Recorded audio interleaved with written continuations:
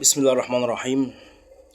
عايزك ترطق لي ودنك كده وتسمع اللي محدش في السوشيال ميديا هيقولهولك، وهيكلمك بحكم الرؤية والماتشات اللي شفناها على مدار السنين اللي عاصرناها، وهنبعد عن حتة بقى العاطفة، ونتكلم كورة أكنه ماتش ما بين دولتين تانيين. إذا كان اللي بيتكلم مجنون اللي بيستمع عاقل، وحق إله إلا الله. الواحد امبارح كان في حالة ميؤوس منها.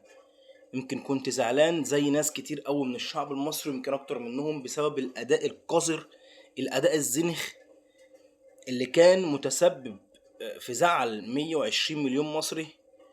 مش عايز اقول زعل بمعنى كلمة اللي انا خلاص زعلان، لان انا الحمد لله عملت اداء مشرف، عملت اداء تاريخي، عملت انجاز يذكر يخلد قدام الارجنتين بطلة العالم. وانا كنت ممكن اتخطى الارجنتين لولا ان في اخطاء تحكيميه، وهكلمك فيها دلوقتي، وهو ده اللي خلاني ما اتكلمش امبارح في الموضوع بعينه، او الموضوع بعد الماتش على طول، لان انا كنت شايف ان التايم لاين والسوشيال ميديا والاعلام وصناع المحتوى هيطلعوا يتكلموا بناء عن الروح الوطنيه والعاطفه، ومش هيتكلموا كوره الا قله قليله جدا من اللي كانت فعلا اندماجها كله للكوره، وايه اللي كان إيه اللي كان بيحصل في الملعب.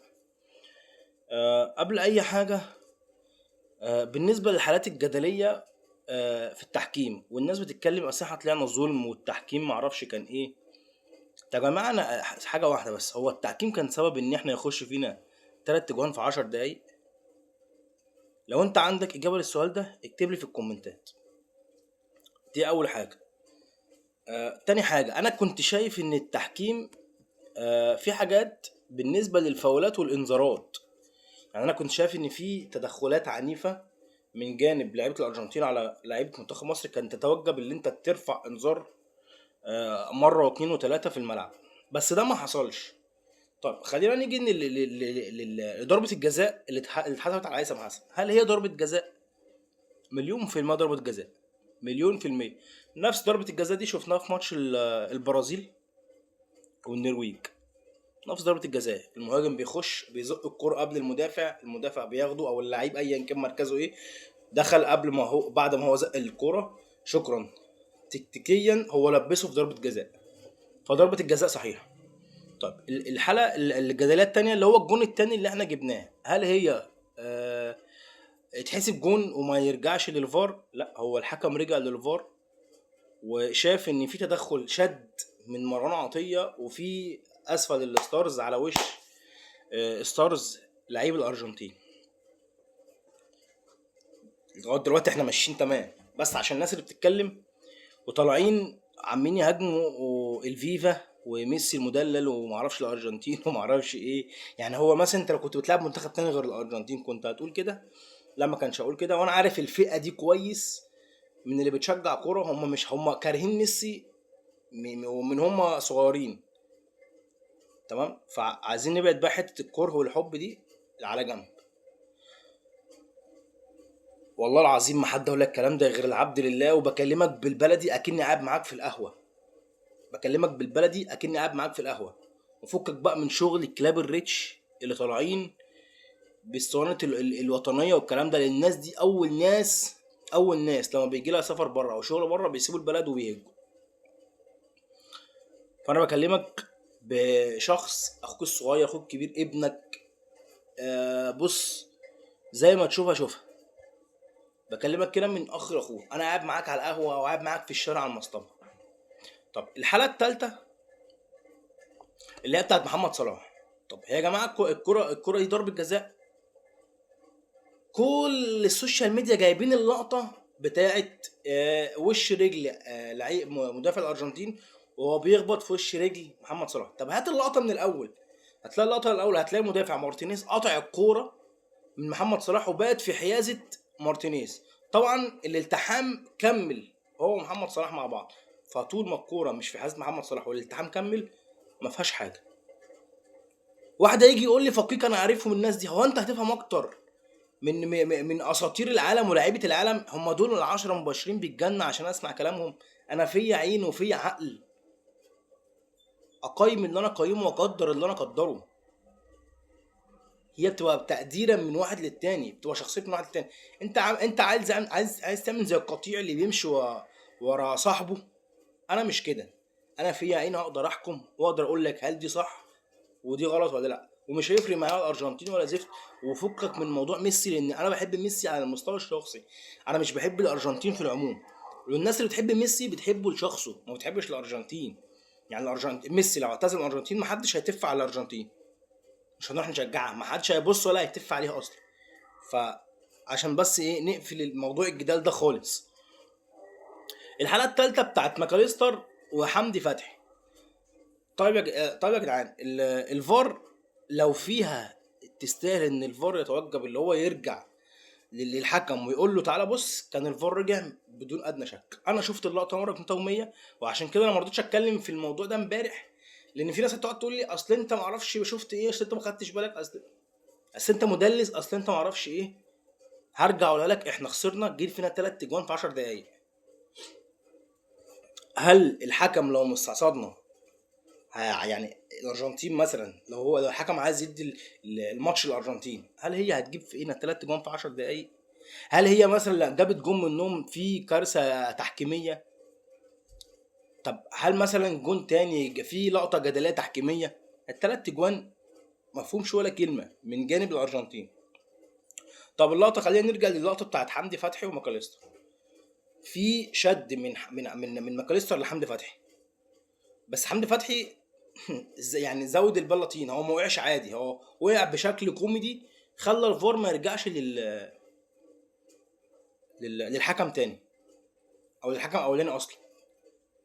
ففيها حاجه ممكن في حكام بتحسبها، في حكام لا، بس انا شايف ان ما فيهاش حاجه، لان الكره مش في حيازه حمدي فتحي ولا ماكاليستر، ولا الكره مثلا الكره كانت مرفوعه وكانت بعيده عن المنطقه اللي موجود فيها ماكاليستر وحمدي فتحي. هتيجي تقول لي انت كده راجل نصاب، وانت كده راجل مدلس، وانت كده راجل خاين، واكيد انت بتشجع ارجنتين وميسي. هقول لك بقى احسبها زي ما تحسبها، ربنا اعلم بالنوايا وربنا اعلم ما في الصدور، مش هقول لك اكتر من كده. تعالى للجانب الفني والتكتيكي. انت راجل، امام عاشور طلع مش الاول، ويمكن امام عاشور الوحيد اللي كان في نص الملعب كان بيرجع لك استحواذ الكرة الى حد ما شويه، بغض النظر ان 90 دقيقه احنا مخنوقين اصلا في نص الملعب ومخنوقين في ال 18 عندنا. وميسي بعد الماتش قال لك ان انا اتطرفت ناحيه اليمين بسبب ان العمق انا مش لاقي منه اختراقات، وبسبب التكتلات الدفاعيه، وبسبب ان امام عاشور طلع ونزلوا ديفندر تالت جنب مروان عطيه ومهند لاشين. ده مش كلامي، مش كلامي، روح بص على التصريحات وروح بص على لقاء ميسي بعد الماتش وهتعرف كل حاجه. انا بكلمك ليه؟ بكلمك ان مش كل حاجه نعلق اخطائنا على شماعه التحكيم. في لعيبه الجلاله خدتها لحد دقيقه 80، احنا جبنا جون والتاني والتالت والجلاله خدتنا والطموح عالي، احنا خلاص الارجنتين مش هتعرف تعمل معانا حاجه، احنا خلاص الارجنتين حتى لو جابت جون هتجيب جون واحد، احنا خلاص الماتش بتاعنا احنا صعدنا خلاص. كل ده غلط، كل ده غلط. مادام الحكم ما صفرش صفرات النهايه، انت لسه عندك عركه، لسه عندك معركه تستوجب ان انت تقاتل وتعرق اخر نقطة عرق في جسمك عشانها. استهتار جامد جدا من اللاعبين، استهتار جامد جدا من المدافعين، استهتار جامد جدا من حسام حسن اللي معرفش يعمل تبديلاته صح. وانا حسام حسن طول البطولة بيعمل تبديلات غريبة عبثية، انا ما بفهمهاش. فانك انت كسبان 2-0 وبرضه فاتح صدرك وعايز تروح تكسب الارجنتين 3 و4، فده غلط. عندهم مساحات في ظهر المدافعين فاضية قوي، وده احنا شفناه من التحولات بتاعتنا،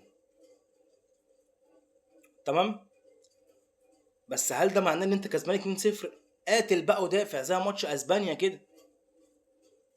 زي ماتش اسبانيا فضلت ال 90 دقيقة تدافع، دافع بقى، انت كسبان 2-0، بس انت مش متعادل عشان تروح مثلا اكسترا تايم او تروح ضربات ترجيح، انت كسبان 2-0.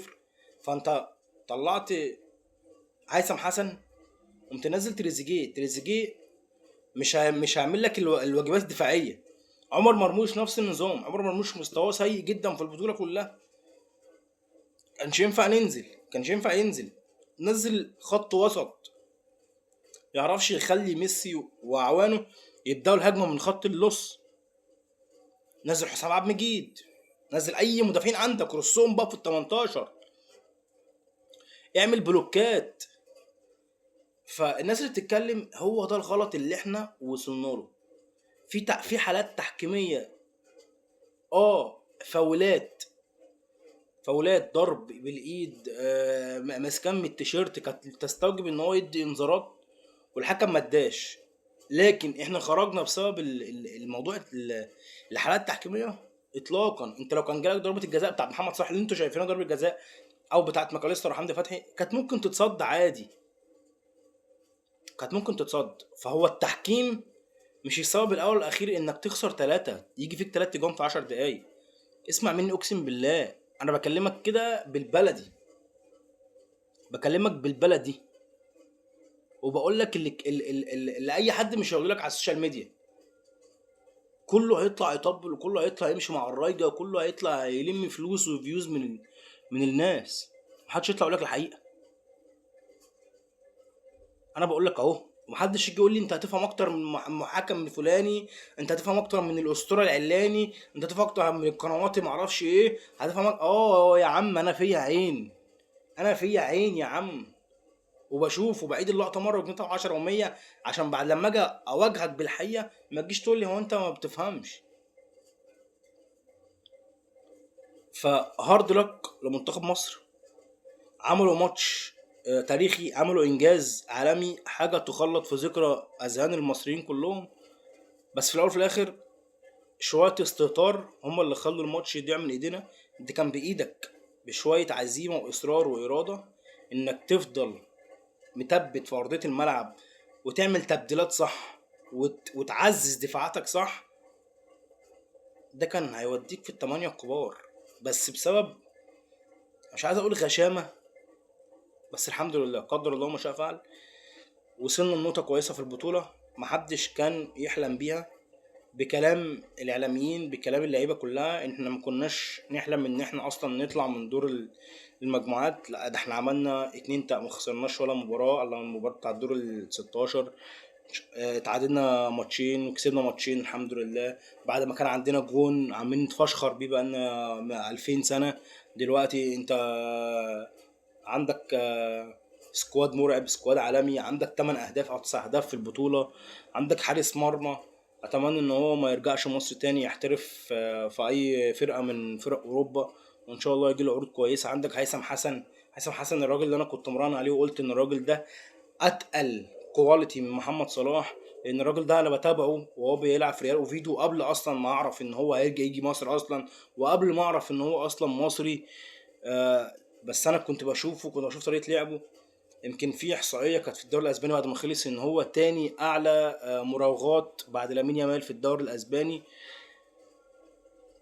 حاجات كتير. زيكو اللي محدش كان يتوقع ان زيكو هيبقى بالاسلوب ده وبالكواليتي ده وبالعزيمه وبالاراده وبالاصرار في لعيب محطه كويسه جدا، لعيب فينيشر، يعني بيفنش احسن من مهاجمين كتير قوي لعب في المركز ده. اتمنى التوفيق لكل اللعيبه، اتمنى من الشعب المصري يكون فهم انا عايز اوصل ايه. آه، يا رب نكون بخير ان شاء الله، في تقدم متقدم. السلام عليكم.